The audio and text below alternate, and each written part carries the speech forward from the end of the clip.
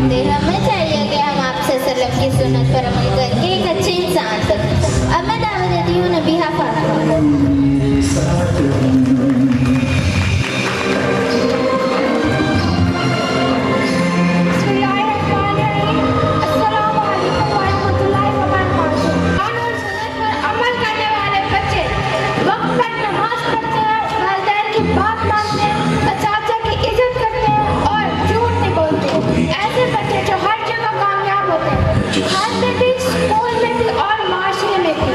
शुक्रिया।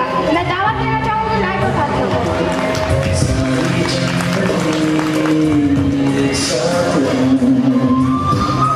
बिस्मिल्लाहिर्रहमानिर्रहीम। आए आज हम सब ये वादा करें, हम कुरान पढ़ेंगे, हम सुन्नत पर अमल करेंगे, हम सच बोलेंगे, हम अपने वालिदैन की इज्जत करेंगे, क्योंकि कुरान और सुन्नत हमारी दुनिया और आखिरत की कामयाबी का रास्ता है।